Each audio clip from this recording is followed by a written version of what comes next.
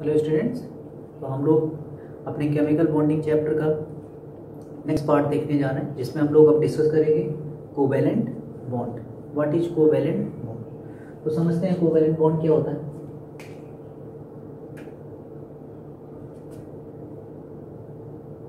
Formed by the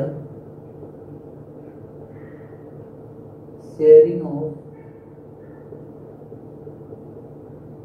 electron between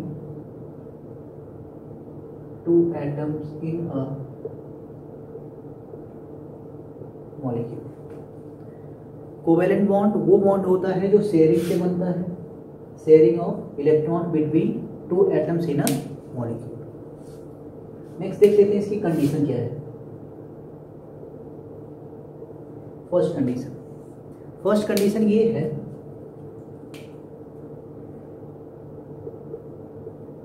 to non metal होना चाहिए। पूरा मैं लिख नहीं रहा हूं। Both of the atom should be non metal, इनके बीच बॉन्डिंग बन रही है। Second, valence electron equal to 3 और ग्रेटर देन 3। जो दोनों एटम हो, 3 हो या 3 से ज्यादा हो, except hydrogen equal to 1। Hydrogen 1 भी रहेगा तब भी बॉन्डिंग बना सकता है। बाकी जितने मेटल्स हैं, जितने एलिमेंट्स हैं, उनके बैलेंस सेल में अगर 3 इलेक्ट्रॉन हो या 3 से ज्यादा, वो बना सकता है। हाइड्रोजन के लिए 1 और बेरिलियम के लिए 2, ये ध्यान रखोगे आप। ये दोनों कोवैलेंट बॉन्डिंग बनाते हैं, हाइड्रोजन 1 बेरिलियम 2। और बाकी 3 या 3 से ज्यादा इलेक्ट्रॉन रखने वाले अगर 2 एटम दिख गए आपको, तो समझ जाओ उनके बीच कौन सी बॉन्डिंग बनेगी? Covalent bonding. तीसरी चीज, दोनों जो एटम होंगे उनके बीच इलेक्ट्रोनेगेटिविटी का डिफरेंस लेस देन 1.9 होना चाहिए, या 1.9 से जितना कम होगा, जीरो की तरफ जितना अप्रोच करेगा, उतनी प्योर कोवैलेंट बॉन्डिंग होगी। क्या ये तीनों कंडीशन क्लियर है? दो नॉन मेटल देखो, हाँ, उन दोनों में से जो एटम, दोनों एटम जो हों, या तो 3 इलेक्ट्रॉन हो या तो 3 से ज्यादा। अगर 1 मिलता है तो देख लो क्या हाइड्रोजन है, 2 मिलता है तो चेक कर लो क्या वो बेरिलियम है। हमेशा नहीं बनता है, लेकिन मोर ओवर केस में ये चीज मिलेगा। तो ज्यादातर ध्यान रखेंगे 3 इलेक्ट्रॉन हो या 3 से ज्यादा इलेक्ट्रॉन हो वैलेंस शेल में, तो ऑलवेज कौन सा बॉन्ड बनाता है? Covalent bond. ऑलराइट, चलो ठीक है। अब देखते हैं हम लोग कैसे ये बॉन्डिंग बनती है। तो देखो, एक हमने लिया हाइड्रोजन, सेकंड हमने लिया हाइड्रोजन, H2 मॉलिक्यूल की बात कर रहा हूं। दोनों के बैलेंस सेल में कितना इलेक्ट्रॉन है? 1 एक यहां दिखा है, एक यहां दिखा है। दोनों को अपना ऑक्टेट कंप्लीट करना है। इनके लिए ऑक्टेट, हाइड्रोजन के लिए ऑक्टेट का मतलब कितना इलेक्ट्रॉन होता है? 2 इलेक्ट्रॉन। तो अगर ये वाला एटम इसको दे दे कंप्लीटली, सोचो, इसका तो 2 हो जाएगा, लेकिन इसका कितना हो जाएगा? 0। अनस्टेबल, ये पॉसिबिलिटी नहीं हो सकती, मतलब ये चीज पॉसिबल नहीं है। सेकेंड केस देखो, HH, ये वाला दे दो तो वही केस बन जाएगा। तो पॉसिबिलिटी क्या है? ये जो बीच में जो भी इलेक्ट्रॉन होंगे, इस जोन को बोलते हैं शेयर्ड जोन। शेयर्ड जोन, इस जोन में जो भी इलेक्ट्रॉन होंगे वो दोनों एटम में होंगे इक्वली। तो ये करते क्या है? ये अपना इलेक्ट्रॉन एक, ये अपना इलेक्ट्रॉन एक, शेयर्ड जोन में दे देगा। तो ध्यान से देखो, तो H और H के बीच में कितने इलेक्ट्रॉन आ गए? 2। ये 2 इस हाइड्रोजन में भी है, ये 2 इस हाइड्रोजन में भी है। तो दोनों का देखो ऑक्टेट कंप्लीट हो गया। दोनों ने इलेक्ट्रॉन का क्या कर लिया? शेयरिंग कर लिया। कैसी शेयरिंग? Equal sharing. कैसी शेयरिंग? इक्वल शेयरिंग, एक एक इलेक्ट्रॉन की। और इनके बीच जो बॉन्ड बनेगा वो सिंगल बॉन्ड बनेगा। कौन सा बॉन्ड बनेगा? सिंगल बॉन्ड बनेगा। ये एक टूल था, समझते हैं कैसे कोवैलेंट बॉन्डिंग बनती है by the sharing of electron. यहाँ पे एक वर्ड लिख लो आप, equal sharing of electron. Clear है ये चीज? अब देखते हैं ये चीजें और ब्रॉड में कैसे हम लोग समझेंगे। समझने का तरीका भी कैसे बनता है वो चीज मैं समझाता हूँ आपको। बेसिकली एक चीज और समझ लो आप, यहाँ पे कोवैलेंट जो बॉन्ड होता है वो on the basis of sharing of electron 3 type का होता है। Single covalent bond, double covalent bond, triple covalent bond, ये हो सकते हैं। तीन टाइप। सिंगल का मतलब दो एटम के बीच सिंगल बॉन्ड होगा, डबल का मतलब दो एटम के बीच दो बॉन्ड, ट्रिपल का मतलब दो एटम के बीच तीन बॉन्ड। जहां कहीं भी ऐसा दिखेगा तो वो सिंगल, डबल और ट्रिपल बॉन्ड हो सकते हैं। ठीक, अब आप देखो कैसे बॉन्ड आप बनाओगे, एग्जाम्पल से समझते हैं। सबसे आसान तरीका, जैसे मान लो हमने ले लिया O2, तो दो ऑक्सीजन है, एटॉमिक नंबर 8, इलेक्ट्रॉनिक कॉन्फ़िगरेशन 2 6 2 6। ध्यान से देखो तो दोनों नॉन मेटल है। ठीक, दोनों नॉन मेटल है, और दोनों नॉन मेटल है तो क्या बनाएंगे, कोवैलेंट बॉन्ड। ठीक, और नॉन मेटल कहने का मतलब ये नहीं होता मेटल भी कुछ कोवैलेंट बॉन्ड बनाते हैं, उसके लिए टेंशन लेने की बात नहीं है। तो मोर ओवर केस में नॉन मेटल ही आपको मिलेंगे। ठीक, तो इनमें से देख लो आप, 3 से ज्यादा इलेक्ट्रॉन है दोनों में, तो नॉन मेटल है तो कोवैलेंट बॉन्ड बनाएगा। अब कैसे बनेगा वो देखो आप, दो ऑक्सीजन लिख लिया, बैलेंस इलेक्ट्रॉन पे ध्यान दो, 6 और 6, दोनों में बैलेंस इलेक्ट्रॉन कितने हैं, 6 and 6। उसके बाद अब करना क्या है, को बॉन्ड बनाते चलना है। एक बॉन्ड बनाओ, 7 7, एक इलेक्ट्रॉन ऐड करते जाओ। ऐसा तब तक करोगे, बॉन्ड तब तक बनाओगे जब तक दोनों में से किसी एक का ऑक्टेट कंप्लीट ना हो जाए। दोनों में से किसी एक का ऑक्टेट कंप्लीट ना हो जाए। एक बॉन्ड बनाए, सेकेंड बनाओ, अब इसका 8 हो गया, इसका 8, मतलब ऑक्सीजन ऑक्सीजन के बीच कौन सा बॉन्ड होगा, डबल बॉन्ड। नेक्स्ट देखो N2, nitrogen atomic number 7 2, 5, second nitrogen 7 2, 5, both are non metal. Non metal है तो दो नाइट्रोजन लिखो, बैलेंस इलेक्ट्रॉन लिखो, 5 5, एक बॉन्ड बनाया, 6 2 बनाया, 7 3 बनाया, 8। कब तक ऐसे बनाते रहोगे, जब तक दोनों में से किसी एक का ऑक्टेट कंप्लीट ना हो जाए। ये हो गया।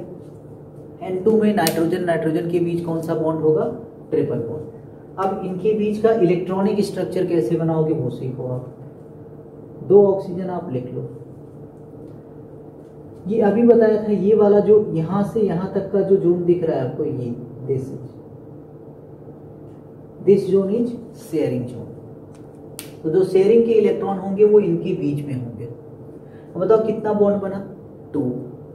एक बॉन्ड में कितने इलेक्ट्रॉन, 2। अगर इस बॉन्ड की बात करूं तो 2 इलेक्ट्रॉन है, इनमें एक पहले वाले ऑक्सीजन का है, एक दूसरे वाले ऑक्सीजन का है। इस बॉन्ड में भी कितने इलेक्ट्रॉन है, 2। इसमें भी एक पहले वाले ऑक्सीजन का है, एक दूसरे वाले ऑक्सीजन का। ये हो गया, इसमें कोई दिक्कत। चलो, शेयर्ड जोन में इतने ही इलेक्ट्रॉन होंगे। अब बताओ ऑक्सीजन के बैलेंस सेल में कितना इलेक्ट्रॉन था, एक ऑक्सीजन के बैलेंस सेल में 6, 2 हमने दिखा दिया इसका, रिमेनिंग कितने बचे, 4। ये 4 बचे। ये इस वाले ऑक्सीजन का है तो कुछ ऐसे दिखा दे रहा हूं। इस ऑक्सीजन के पास भी 6, 2 यहां लिख दिया और मैंने 4।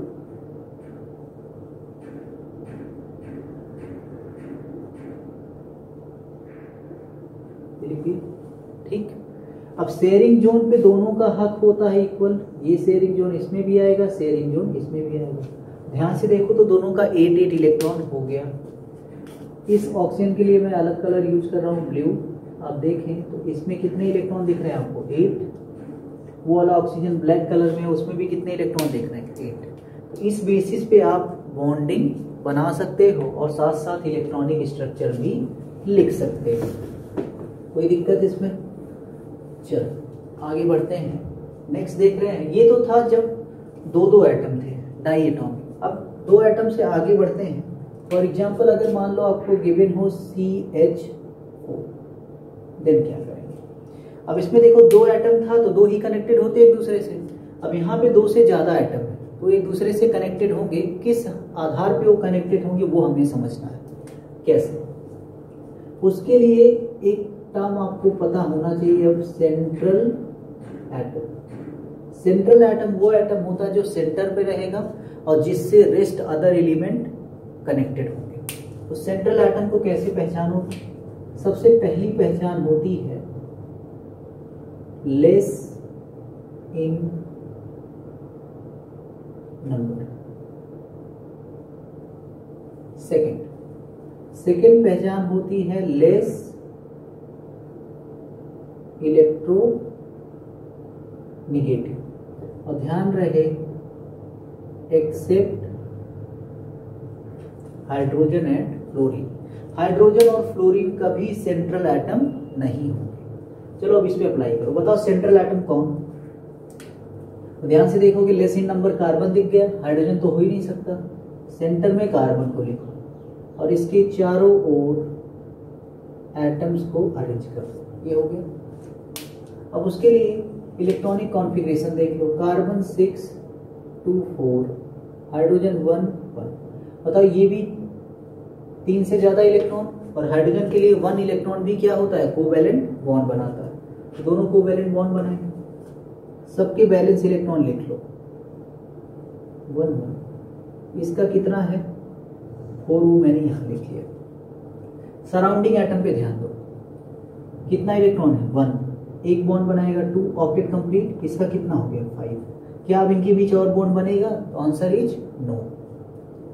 यहां पे बनाओ 2, इसका कितना हो गया? 6। क्या इनके बीच और बॉन्ड बनेगा? नहीं। नेक्स्ट 2 7, यहाँ पे 2 8। तो CH4 में C और H के बीच 4 सिंगल बॉन्ड होते हैं। ये बन गया, क्लियर हुआ? अब इनका शेयरिंग जोन देख लो, कैसे दिखाओगे? C H H, इनके बीच एक एक बॉन्ड। तो कार्बन का 1 इलेक्ट्रॉन, हाइड्रोजन का 1 इलेक्ट्रॉन। यहाँ भी कार्बन का 1, हाइड्रोजन का 1, हाइड्रोजन का 1, कार्बन का 1, कार्बन का 1, हाइड्रोजन का 1। ये हो गया शेयरिंग जोन, ठीक। अब हाइड्रोजन और कार्बन का शेयरिंग जोन ये हो गया, इस हाइड्रोजन और कार्बन का शेयरिंग जोन ये, इसका ये हो गया, इस वाले का ये हो गया, ठीक। अब कार्बन का शेयरिंग जोन कहां तक होगा? सभी हाइड्रोजन तक।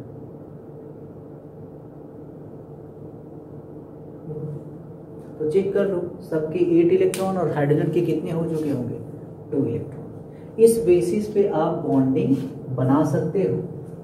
ये है बॉन्डिंग बनाने का तरीका। कौन सा बॉन्ड? Covalent bond. चलो कुछ नेगेटिव को देख लेते हैं। नेगेटिव कहने का मतलब एक हमने लिया CO3 2-, इसका कैसे बनेगा? यहाँ पे बताओ सेंट्रल एटम कौन है? Carbon atomic number 6 2 4, oxygen atomic number 8 2, 6। Less in number carbon, तो सेंट्रल एटम सेंटर पे रख दिया, 3 ऑक्सीजन बना, ठीक। कितना नेगेटिव दिख रहा है आपको? 2 नेगेटिव। तो जितना नेगेटिव है जितने उतने एटम पे बांट दो। कितना नेगेटिव है? 2, तो 2 ऑक्सीजन पे दे दो। कोई दिक्कत यहाँ पे?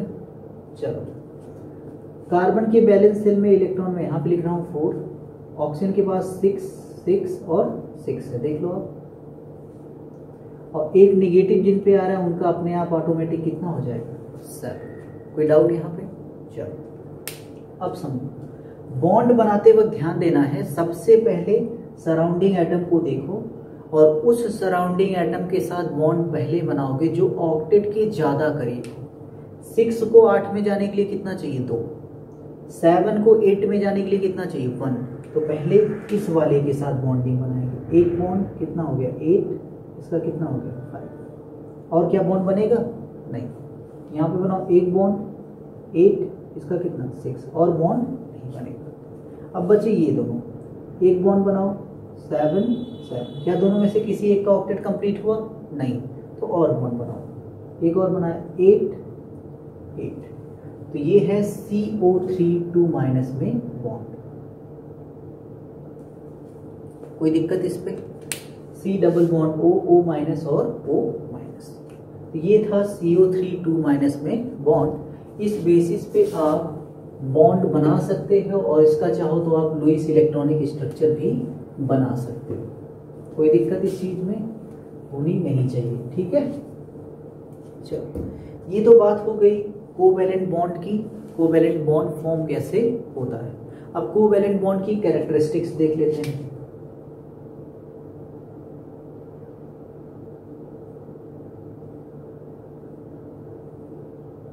कैरेक्टरिस्टिक्स, कोवैलेंट बॉन्ड की अगर कैरेक्टरिस्टिक्स देखें, सॉरी उससे पहले एक टॉपिक और पढ़ लें, कैरेक्टरिस्टिक्स नहीं, covalent bond sharing of electron के बेसिस पे ये था 2 टाइप का, सॉरी 3 टाइप का, सिंगल, डबल एंड ट्रिपल। अब हम लोग देखने जा रहे हैं covalent bond on the basis of polarity. ये होता है पोलर एंड नॉन पोलर। ठीक, अब पोलर और नॉन पोलर क्या होता है। पोलर जैसे वर्ड समझ में आ रहा है, पोलैरिटी, पोलर वर्ड पोलैरिटी, जिसमें पोलैरिटी जनरेट हो। अब जैसे एक सिंपल सा बॉन्ड लेके अगर मैं समझाऊं आपको एग्जांपल, HCl लिया, H पे कौन सा चार्ज है प्लस, Cl पे कौन सा चार्ज है माइनस। क्यों आया ऐसा, बिकॉज इस इलेक्ट्रॉन को दोनों सेम नहीं है, डिफरेंट है। Cl मोर इलेक्ट्रोनिगेटिव है, तो ये इस बॉन्ड को अपनी तरफ पुल करेगा, अट्रैक्ट करेगा बॉन्ड के इलेक्ट्रॉन को। जैसे ही अट्रैक्ट करेगा तो इस पर निगेटिव आएगा, कंप्लीट नहीं ले सकता तो पार्शियल, और इस पे क्या आएगा, पार्शियल पॉजिटिव। ये देखो तो डाइपोल बन रहा है, क्या बन रहा है, डाइपोल। डाइपोल का मतलब 1 + 1 माइनस, डाइपोल। और जहां भी डाइपोल जनरेट होगा ऐसे मॉलिक्यूल्स को हम लोग कौन सा मॉलिक्यूल बोलते हैं, पोलर मॉलिक्यूल। अगर हम H2 की बात करें तो यहाँ पे ध्यान दो, दोनों सेम है, तो ये जो इलेक्ट्रॉन होगा वो कहाँ पे होगा, मिड में, किसी की तरफ पुल नहीं होगा, तो इस मिड में रहेगा। और मिड में रहने के कारण ऐसे बॉन्ड को हम लोग, क्योंकि पोलैरिटी जनरेट नहीं होगी, तो ऐसे बॉन्ड को क्या बोलते हैं, ऐसे बॉन्ड को क्या बोलते हैं, नॉन पोलर बॉन्ड। लेकिन ये तो सिंगल बॉन्ड की बात हो गई, जो केवल कितने बॉन्ड हो, जिसमें केवल एक ही बॉन्ड हो, वो भी सिंगल या डबल जो भी हो, इस तरीके के बॉन्ड में बात हो। लेकिन अगर मोर देन 1 बॉन्ड हो, तो मोर देन 1 बॉन्ड के लिए, more than 1 bond for more than 1 bond, dipole moment हम सॉल्व करते हैं पोलैरिटी के लिए। डाइपोल मोमेंट जिसे किससे शो करते हैं, म्यू से। तो ये होता है कि अगर म्यू की वैल्यू 0 तो नॉन पोलर, म्यू की वैल्यू नॉट इक्वल टू 0 तो मॉलिक्यूल कैसा हो, पोलर। इसका मतलब किसी भी कोवैलेंट बॉन्ड में पोलैरिटी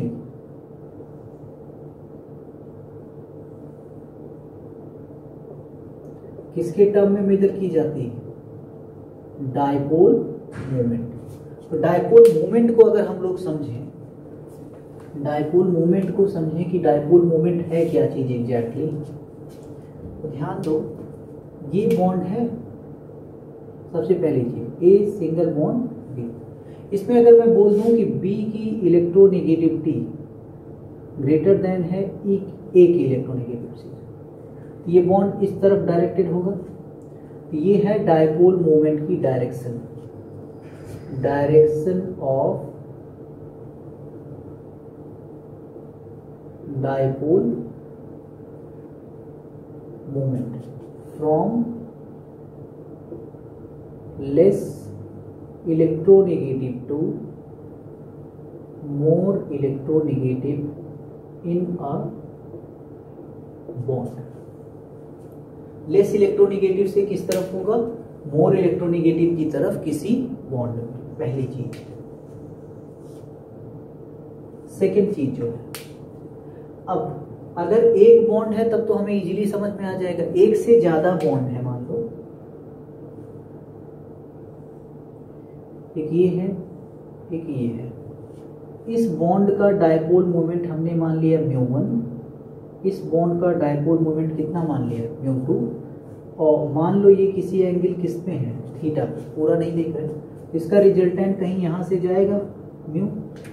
ये जो म्यू की वैल्यू होती है mu square is equal to mu one square plus mu two square plus 2 mu one mu two cos theta, ये होता है। Mu square is equal to mu one square plus mu two square plus 2 mu one mu two cos theta. ये होता है जब एक से ज्यादा बॉन्ड हो। और सिंगल बॉन्ड के लिए म्यू की वैल्यू निकालते हैं, फिजिक्स में भी इस चीज को पढ़ते हैं आप, Q into L. Q is the charge in दोनों और L है इन दोनों के बीच की डिस्टेंस, तो Q into L electrostatic unit होती है। Q की वैल्यू, Q होता है चार्ज, L होता है लेंथ। क्लियर है ये चीज यहाँ तक? अब सबसे इंपॉर्टेंट चीज ये है कि अगर इन चीजों को हम सॉल्व करें तो कैसे जानेंगे कब कितनी वैल्यू आएगी। तो ये जो म्यू की वैल्यू है ये किस पे डिपेंड करने वाली है? अब थीटा पे। सोचो यहाँ पे लिखा हुआ कॉस थीटा, वो भी किस साइन में है? प्लस साइन में। कॉस थीटा वो भी किस साइन में है? प्लस साइन में। ठीक, कॉस थीटा की वैल्यू अगर हम थीटा का एंगल 0 ले लें तो 0 का मतलब कितना होता है? 1। 0 के बाद जैसे ही आप 30 पे पहुंचेंगे, 30 कितना हो जाता है? √3/2। और 30 के जस्ट आगे जाओ 60 कर दो तो 1/2। और 60 के जस्ट आगे जाओ 90 कर दो तो कितना हो जाएगा? 90 कर दो तो कितना हो जाएगा? 0। इसका मतलब जैसे जैसे एंगल इंक्रीज कर रहा है 0 से 90 की तरफ, वैसे वैसे कॉस की वैल्यू क्या हो रही है? कम। और जब कॉस की वैल्यू थीटा 0 से 90 जाने पे कम हो रहा है, इसका मतलब म्यू की वैल्यू इनवर्सली प्रोपोर्शनल होगी किसके? कॉस थीटा, क्योंकि ये सब चीजें कॉस थीटा पे डिपेंड करेगी। और जैसे 90 से आगे जाओगे, 90 से आगे जाओगे तब क्या होगा? अगर मैं इस वैल्यू को cos theta is equal to कितना रख दूं? 180 डिग्री। 180 डिग्री की वैल्यू कितनी होती है? वो -1 ले लूं, और -1 ले लिया तो क्या मिलेगा? Mu square is equal to mu one square plus mu two square minus 2 mu one mu two. ऐसे लिख सकता हूँ, mu square is equal to mu one square plus 2 mu one square mu two square plus 2 mu one mu two cos theta के place में -1 रख दिए। ये value कितनी आने वाली है? Mu square is equal to mu one minus mu two का होल स्क्वायर लिख सकता हूँ, mu one minus mu two का होल स्क्वायर। देखो A square plus B square minus 2ab हो जाए, a माइनस बी का whole square. If mu one is equal to mu two, mu one mu two के equal, तो mu square is equal to क्या हो जाएगा? x कितना आ जाएगा? 0। मतलब म्यू की वैल्यू कितनी? 0। इससे एक बात समझ में आती है कि अगर 2 बॉन्ड हो, कितने बॉन्ड हो? 2 बॉन्ड ऐसे, और वो कितने डिग्री पे हो? 180 डिग्री पे, और दोनों का बॉन्ड मोमेंट, इसका म्यू वन है, इसका क्या है? म्यू टू, और दोनों बॉन्ड सेम है तो mu one mu two equal होगा। ऐसे के लिए जो नेट डायपोल मोमेंट होगा वो कितना आएगा? 0। मतलब वो मॉलिक्यूल कैसा हो जाएगा? Non polar. वो मॉलिक्यूल कैसा हो जाएगा? Non polar. क्या ये इतनी बात समझ में आई? अब अगर इस पूरी बात को मैं समराइज करूं तो क्या रिजल्ट आता है वो समझो आप। ये सब चीजें तो मैथमेटिकल कैलकुलेशन हो गई, और हर जगह आप मैथमेटिकल कैलकुलेशन को सॉल्व नहीं कर सकते एग्जैक्टली। तो आपको क्या देखना है? नॉन पोलर कब होगा वो समझ लो, तो बाकी सब चीजें क्या होंगी? पोलर होंगी। नॉन पोलर में अगर हम लोगों ने देखा dipole moment mu is equal to 0, पहली चीज आ गई। दूसरी चीज ये है कि ऐसा कब होगा? फॉर परफेक्टली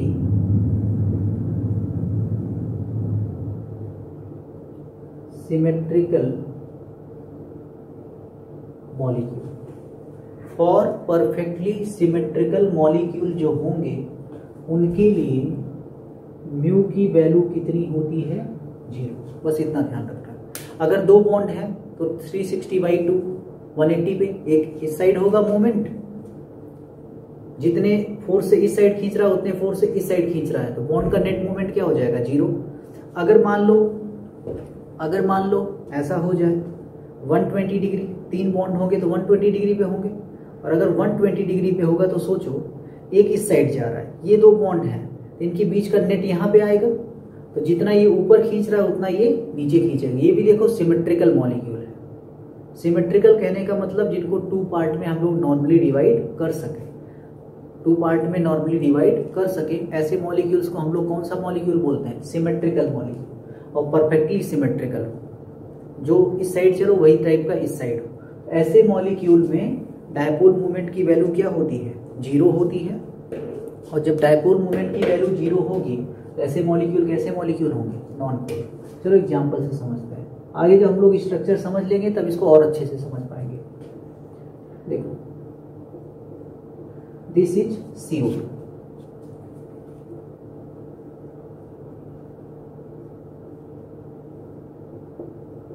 डिग्री, ध्यान से देखो तो परफेक्टली सिमेट्रिकल है, परफेक्टली सिमेट्रिकल।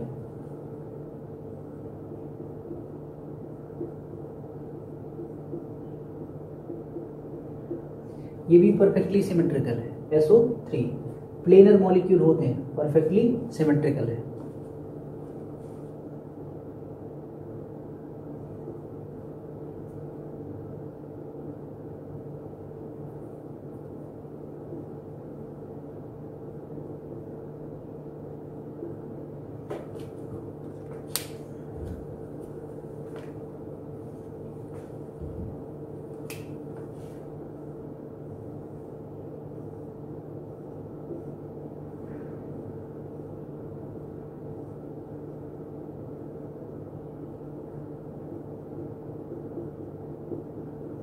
ये भी देखो परफेक्टली सिमेट्रिकल SF6।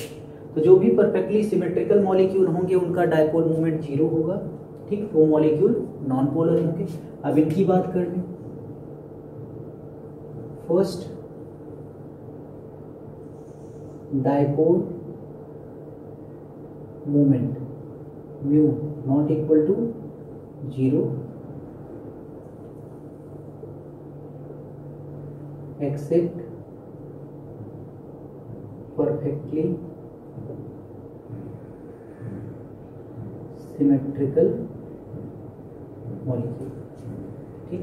अगर परफेक्टली सिमेट्रिकल मॉलिक्यूल नहीं है तो म्यू के लिए आप 2 चीज देखोगे, म्यू डायरेक्टली प्रोपोर्शनल किसके होता है, चार्ज, म्यू डायरेक्टली प्रोपोर्शनल किसके होता है, लेंथ के, और म्यू इनवर्सली प्रोपोर्शनल होता है किसके, स्क्वायर रूट थीटा के। ये 3 फैक्टर हैं जो म्यू को चेंज करते हैं। कैसे कैसे म्यू चेंज होगा, वो इन फैक्टर्स का यूज करके आप म्यू को चेंज कर सकते हैं। तो ये था जनरल व्यू कोवैलेंट बॉन्ड का। इतने डिटेल में आपको नहीं जानना है, ठीक, लेकिन ये इतनी चीजें एनफ हैं कि जिससे आप बता सकते हो। अगर मैं आपके सामने लिखूं बेंजीन, दिस इज, तो आप बताओ ये मॉलिक्यूल कैसा होगा, प्लेनर या नॉन प्लेनर। देखोगे प्लेनर होता है, और दूसरी चीज परफेक्टली सिमेट्रिकल है। इसके लिए बताओ डायपोल मोमेंट क्या होगा, 0। तो बताओ ये मॉलिक्यूल पोलर है कि नॉन पोलर, तो एग्जांपल क्या होगा, नॉन पोलर मॉलिक्यूल है, बिकॉज ये परफेक्टली क्या है, सिमेट्रिकल है। क्लियर है ये चीज। परफेक्टली सिमेट्रिकल कहने का मतलब हर तरफ से हो, यही नहीं होता कि 2 इक्वल पार्ट में डिवाइड कर दो तो वही चीज हो जाए। जैसे H2O की बात करें, OH, this is not the perfectly symmetrical molecule. अगर देखो दोनों बॉन्ड नीचे की तरफ ही डायरेक्टेड है, ऊपर की तरफ कुछ नहीं है, तो नेट मूवमेंट किस साइड आ जाएगा, इस साइड, मतलब इधर है, इधर है, मतलब मूवमेंट केवल किस तरफ है, डाउनवर्ड है। मूवमेंट केवल किस तरफ है, डाउनवर्ड मूवमेंट है, इसलिए इसके लिए म्यू की वैल्यू 0 नहीं होगी, ठीक। लेकिन अगर कोई अपवर्ड मूवमेंट होता तब इसके लिए हम सोच सकते थे कि म्यू की वैल्यू 0 हो सकती है। जैसे अगर मैं कुछ ऐसे बात करूं,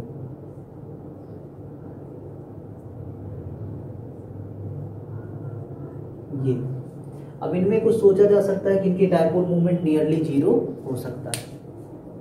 क्लियर है जी। ये था आपका डायपोल मूवमेंट। इसके बहुत सारे एप्लीकेशन भी होते हैं, एप्लीकेशन समझना हो तो समझा दो। जिन मॉलिक्यूल का डायपोल मूवमेंट 0 होगा, मतलब मॉलिक्यूल प्लेनर है कि नहीं है, इस चीज को पता करने के लिए क्या देख लो आप, डायपोल मूवमेंट देख लो। अगर किसी मॉलिक्यूल का डायपोल मोमेंट 0 आता है जैसे CO2, तो समझ जाओ वो मॉलिक्यूल कैसा है, प्लेनर है। और 2 बॉन्ड है, 2 एटम है अटैच सराउंडिंग, तो समझ जाओ कितने डिग्री पे होंगे, 180 डिग्री पे। BF3 का 0 होता है, इसका मतलब कितने एटम है, 3 एटम, मतलब 3 एटम इक्वल एंगल पे अटैच होंगे, ऐसे प्लेनर। ठीक, समझ में आ रही बात? ये चीज बता सकते हैं हम लोग डायपोल मोमेंट का यूज करके। चलो आगे बढ़ते हैं। ये था डायपोल मोमेंट। अब इसका नेक्स्ट पार्ट है कैरेक्टरिस्टिक्स।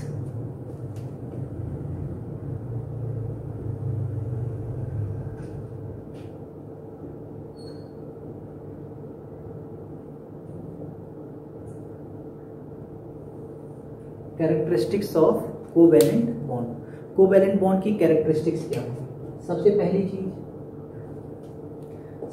चीज अगर बात करें covalent bond molecule, covalent bond form करने वाले जो मॉलिक्यूल होते हैं एटम एटम के बीच, देखा था आपने, ये अलग अलग टाइप के होते हैं। मैक्रोमोलिकुलर भी होते हैं और माइक्रोमोलिकुलर भी होते हैं।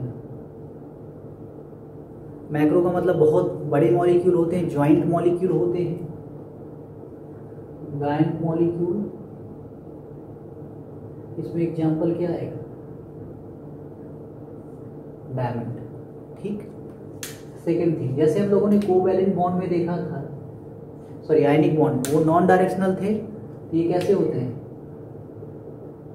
Directional in nature, directional and rigid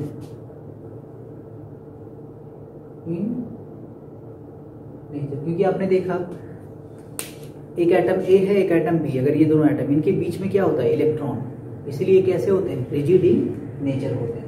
और डायरेक्शनल होगा तो क्या शो करेगा, आइसो मेरिट में शो करेगा। थर्ड पॉइंट, सॉल्युबिलिटी की अगर बात करें, सॉल्युबिलिटी, अब इसमें 2 टाइप के मॉलिक्यूल हैं, एक polar,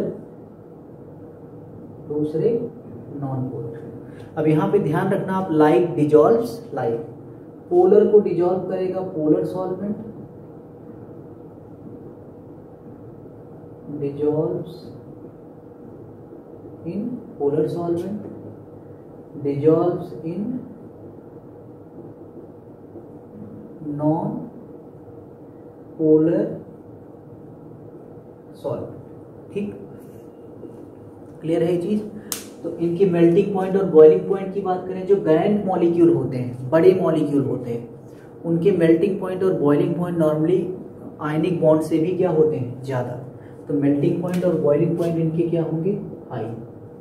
melting point and boiling point high, but सबके लिए नहीं। और मॉलिक्यूल्स का आयनिक मॉलिक्यूल से बॉन्ड क्या होता है, छोटा, सॉरी, और मॉलिक्यूल्स का, और जो कोवैलेंट मॉलिक्यूल्स होंगे उनके melting and boiling point ionic compound से क्या होते हैं, कम होते हैं। इस चीज को आप ध्यान रखेंगे। ये चीज था आपका कैरेक्टरिस्टिक्स। अगर बात करें कंडक्टिविटी की, इनकी कंडक्टिविटी क्या होती है, नहीं होती है, कम होती है, बिकॉज ग्रेफाइट को छोड़ के। रीजन क्या है, बिकॉज इनके पास ना तो फ्री आयंस होते हैं ना तो फ्री इलेक्ट्रॉन होते हैं। ग्रेफाइट में होता है फ्री इलेक्ट्रॉन, इसीलिए वो इलेक्ट्रिसिटी को कंडक्ट करता है। तो हम सीधा बोल सकते हैं they are not good conductor because of the absence of ions and free electron, except graphite in which free electron is present. Clear है चीज? ये था आपका कोवैलेंट बॉन्ड, और कोवैलेंट बॉन्ड कैसे फॉर्म करते हैं और उनकी कैरेक्टरिस्टिक्स देखा हम लोगों ने। कोवैलेंट बॉन्ड में पोलैरिटी ध्यान रखिएगा, नॉन पोलर और पोलर मॉलिक्यूल्स, जिनकी आगे क्लास 12th में भी आपको जरूरत पड़ेगी। तो आज के लेक्चर में बस इतना ही। Thank you.